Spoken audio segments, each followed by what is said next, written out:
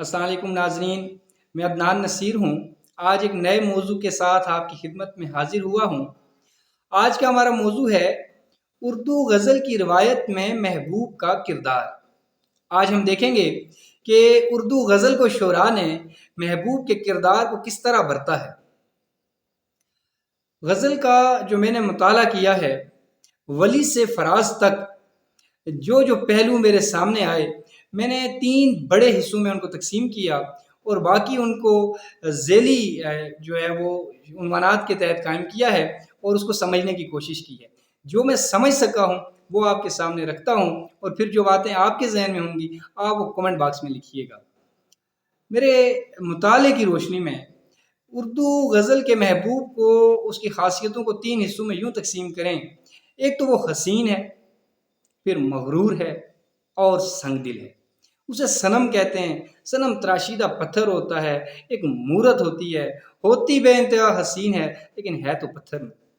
تو خوبصورتی محبوب کا سب سے نمایاں وصف ہے، اور شعراء نے جس طرح سے، جس زاویے سے محبوب کے حسن کو بیان کیا ہے، اس سے محبوب کا یہ پہلو ہم پہ آشکار ہوتا ہے۔ پہلے درجے پہ محبوب کے اعضاء کی الگ الگ تعریف کی گئی ہے، ماتھے کی، آنکھوں کی، ہونٹوں کی، گالوں کی، انگ کی۔ شروع کرتے ہیں ولی سے۔ تجھ لب کی صفت لال بدخشاں سو کہوں گا، جادو ہے تیرے نین غزالاں سو کہوں گا۔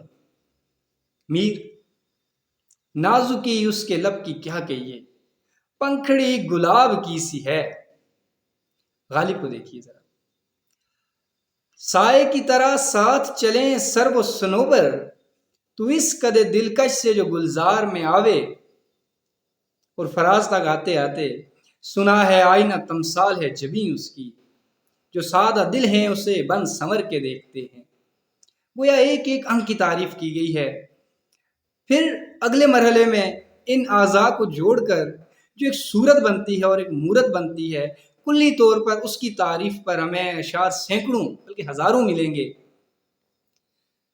تشبیہ تیرے چہرے کو کیا دوں گلے تر سے، تشبیہ تیرے چہرے کو کیا دوں گلے تر سے، ہوتا ہے شگفتہ مگر اتنا نہیں ہوتا۔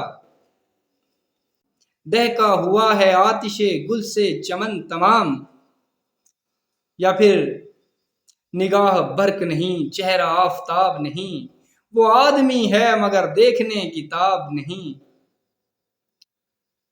یہ اس کی صورت اور اس کی مورت ہمارے سامنے آتی ہے۔ اور پھر اس کے رنگ کی جو تعریف کی گئی ہے کلی طور پر، میر نے کیا اچھا شعر کہا ہے: کیا رنگ میں شوخی ہے اس کے تن نازک کی، پیرہن اگر پہنے تو اس پہ بھی تہ بیٹھے۔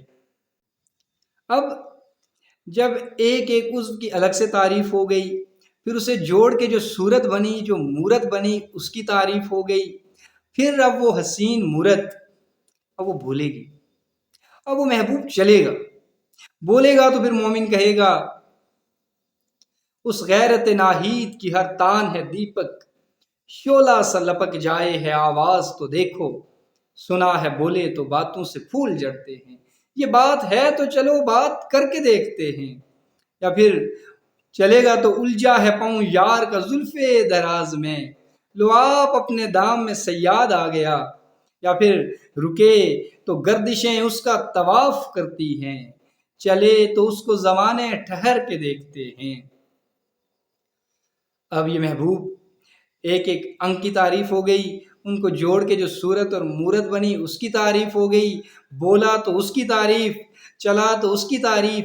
اب وہ بناؤ سنگار کرے گا، اب اس کا لباس ہے، اس کا زیور ہے، اس کا بننا ہے۔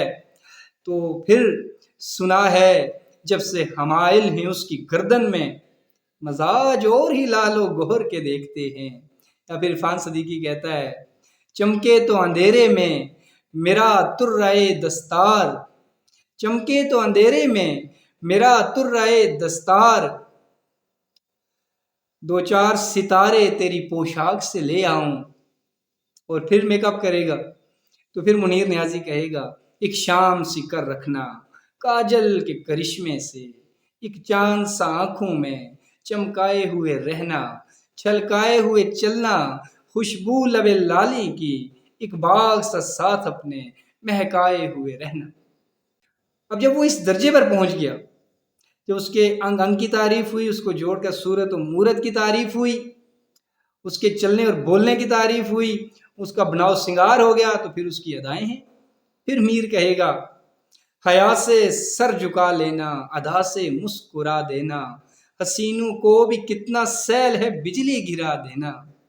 یا پھر آرزو لکھنوی کہیں گے، پوچھا جو ان سے چاند نکلتا ہے کس طرح، پوچھا جو ان سے چاند نکلتا ہے کس طرح، زلفوں کو رخ پہ ڈال کے جھٹکا دیا کہ یوں، پوچھا جو ان سے چاند نکلتا ہے کس طرح، زلفوں کو رخ پہ ڈال کے جھٹکا دیا کہ یوں۔ اب ہم دوسرے درجے پہ دیکھتے ہیں چیزوں کو کہ غرور ہے، تو غرور کی دو سادہ سی وجوہات ہیں۔ حسین ہے تو غرور ہے، حسن پر ناز نہیں ہوگا تو کس پہ ہوگا؟ جو چیز زیادہ ہو، معاشرے سے ہٹ کر ہو، تو اسی پہ تو غرور ہوتا ہے، شہرت ہو، عزت ہو، دولت ہو، یا پھر حسن ہو۔ حسین ہے تو مغرور ہے۔ دوسرا نقطہ زیادہ اہم، کیونکہ کوئی اسے چاہتا ہے، کوئی اس کا عاشق ہے، تو یہ کسی کا چاہنا اسے مغرور بنا دیتا ہے۔ آگے اس متکبر کے ہم خدا خدا کیا کرتے ہیں، کب موجود خدا کو وہ مغرور خدا را جانے ہے۔ یا پھر ادا آئی جفا آئی، غرور آیا حجاب آیا، ہزاروں آفتیں لے کر حسینوں پر شباب آیا۔ وہ جس گھمنڈ سے بچھڑا، گلا تو اس کا ہے کہ ساری بات محبت میں رکھ رکھاؤ کی تھی، لیکن اصل جو پہلو اب زیر بحث آنے والا ہے وہ چھایا ہوا ہے پورے اردو غزل کے منظرنامے پر، اور محبوب کے حوالے سے محبوب کو بے حد بدنام کیا گیا ہے۔ وہ ہے محبوب کی سنگ دلی۔ سارے شیڈ، سارے رنگ، سارا حسن، سارے گلے اسی پہلو میں دیکھے جا سکتے ہیں۔ اچھا، یہاں ایک بات جو ہے وہ اس سے ہٹ کر یہ ہے کہ وہ تمام ادائیں جو عاشق کے دل کو گائل کرتی ہیں، انہیں محبوب کے مظالم میں نہیں گنا جانا چاہیے۔ وہ تو محبوب کا کرم ہے، وہ اس کی نوازش ہے، وہ اس کی عنایت ہے۔ لیکن کچھ ایسے پہلو بھی ہیں جو اس کی سنگدلی کو نمایاں کرتے ہیں۔ اس کی سنگدلی کیا ہے؟ لاپرواہی، بے رخی، توجہ نہ دینا، عاشق کی امیدوں پر پورا نہ اترنا، اسے نظر انداز کرنا، اس کے سامنے رقیبوں کا ذکر کرنا، اسے ستانا، تڑپانا، جلانا، اور اسے سرے سے نظر انداز کر دینا، غصہ کرنا اس پہ، اسے انتظار کروانا، اس سے بے وفائی کرنا۔ یہ سارے پہلو اور اس سے ہٹ کر کئی طرح کے پہلو اسی ضمن میں آئیں گے۔ غصہ ہوگا تو پھر ولی مت غصے کے شعلے سوں، جلتے کو جلاتی جا، ٹک میر کے پانی سوں، تو آگ بجھاتی جا۔ یا پھر میر نے کیا خوب بیان کیا یہاں محبوب کو، کہتا ہے ہر وہ بات جس سے عاشق کے دل کو سکون پہنچ سکتا ہے وہ دانستہ اس سے ناواقف ہے، اور ہر وہ بات جس سے عاشق کے دل کو تکلیف پہنچ سکتی ہے اسے وہ خوب جانتا ہے۔ مہر و وفا و لطف و عنایت ایک سے واقف ان میں نہیں، اور تو سب کچھ طنز و کنایا رمز و اشارہ جانے ہے۔ یا پھر غالب کہتا ہے کہ میرے قتل کے بعد اس نے جفا سے توبہ، ہائے زود پشیماں کا پشیماں ہونا۔ دہلی کی روایت کے آخری شاعر داغ کا شعر دیکھیے، جب سنا داغ کوئی دم میں فنا ہوتا ہے، اس ستم گھر نے اشارے سے کہا ہونے دو۔ جب سنا داغ کوئی دم میں فنا ہوتا ہے، اس ستم گر نے اشارے سے کہا ہونے دو۔ یہ ہے محبوب کی بے رخی، یہ ہے اس کا ظلم، یہ اس کی جفا ہے۔ دیکھیے، اکبر کہتا ہے کہ کچھ طرز ستم بھی ہے، کچھ انداز وفا بھی، کچھ طرز ستم بھی ہے، کچھ انداز وفا بھی، کھلتا نہیں حال ان کی طبیعت کا ذرا بھی۔ وہ انپریڈکٹیبل ہے، وہ کبھی وفا نشاور کرے گا اور کبھی جفا پہ اتر آئے گا، ایک اس کا یہ روح ہے۔ اور ایک اور طرح کا تعلق جو ہے عاشق کا اس کے ساتھ ہوتا ہے، اور اس میں بھی ستانا انتہائی درجے کا ہوتا ہے۔ عدم کا شعر ہے، یہ کیا کہ تم نے جفا سے بھی ہاتھ کھینچ لیا، یہ کیا کہ تم نے جفا سے بھی ہاتھ کھینچ لیا، میری وفاؤں کا کچھ تو صلہ دیا ہوتا۔ اچھا، محبوب اگر لڑتا بھی رہے نا، یہ اس کی مہربانی ہے، وہ اس تعلق میں بھی لطف دیتا ہے۔ وہ ناراض ہو، وہ لڑے، وہ جفا کرے، کوئی تعلق تو رکھے نا عاشق کے ساتھ۔ تو آدم کہتا ہے یہ کیا کہ تم نے وفا سے بھی، یہ کیا کہ تم نے جفا سے بھی ہاتھ کھینچ لیا۔ ایک یہ بھی پہلو ہے اس کے ستانے کا۔ پھر انتظار بہت کرواتا ہے، اس پہ اردو شاعری کے دفاتر بھرے پڑے ہیں۔ فیض صاحب کا شعر ہے کہ وہ آ رہے ہیں، وہ آتے ہیں، آ رہے ہوں گے، وہ آ رہے ہیں، وہ آتے ہیں، آ رہے ہوں گے، شب فراق یہ کہہ کر گزار دی ہم نے، تیری محفل سے اٹھاتا غیر مجھ کو کیا مجال، دیکھتا تھا میں کہ تو نے بھی اشارہ کر دیا۔ حسن کب عشق کا ممنون وفا ہوتا ہے، لاکھ پروانہ مرے شمع پہ کیا ہوتا ہے۔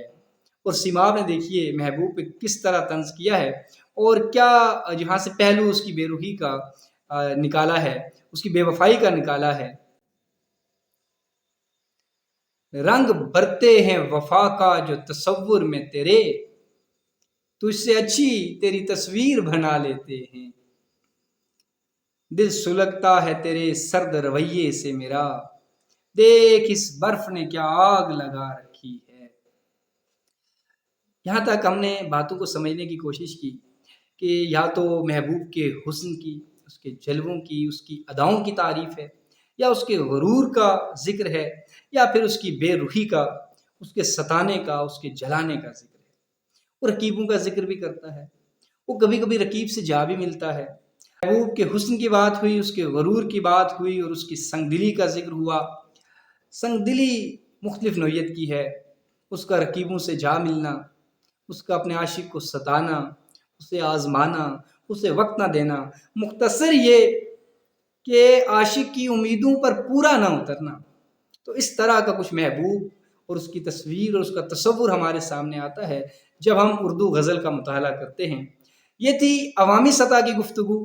اگر آپ اسی موضوع کو علمی سطح پر پرکھنا چاہتے ہیں تو ڈاکٹر وزیر آغا کا مضمون اردو غزل میں محبوب کا تصور ضرور پڑھیے گا۔ آپ کوئی بات کہنا چاہتے ہیں، آپ کی کوئی رائے ہے، آپ کوئی سوال کرنا چاہتے ہیں تو کمنٹ باکس میں ضرور کیجیے گا۔ اب تک کے لیے اتنا ہی، بہت شکریہ۔